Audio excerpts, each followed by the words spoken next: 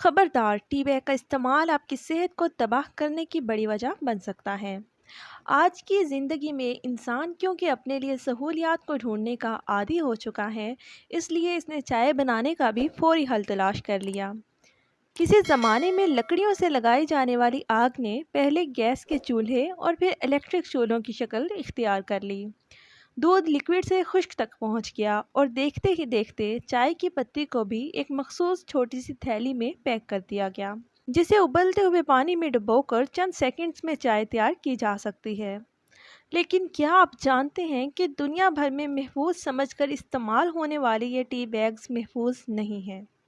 अगर आप भी ऐसे ही लोगों की फहरिस्त में शामिल हैं जो वक्त और मेहनत बचाने के खातिर टी बैग्स की चाय बनाना शुरू कर देते हैं, तो फ़ौरन अपनी इस आदत को तब्दील करने का सोचें, क्योंकि ये आदत अनजाने में आपकी सेहत को नुकसान पहुंचा सकती है।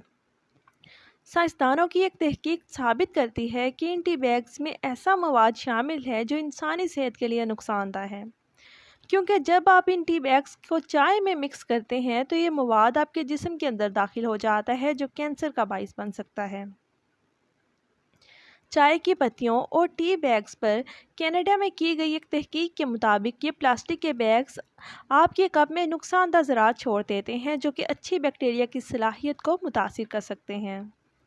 इसके अलावा इन टी बैग्स में कैफ़ीन की बड़ी मिकदार पाई जाती है, जो खून में ग्लूकोज की सतह को डिस्टर्ब कर सकती है।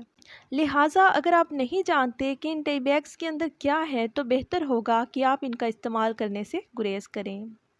और जर्मन साइंसदानों ने एक तहकीक की, जिसमें इन्होंने 6 कंपनियों के टी बैग्स को मुख्तलिफ तरीके से जांचा, जिनमें 3 महंगी और 3 टी बैग सस्ती कंपनियों के थे।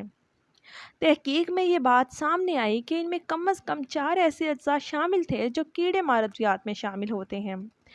तहकीक में बताया गया कि टी बैग के लिए इस्तेमाल होने वाले कागज़ में एक ऐसा मादा शामिल होता है जो सेहत के लिए नुकसानदेह होता है।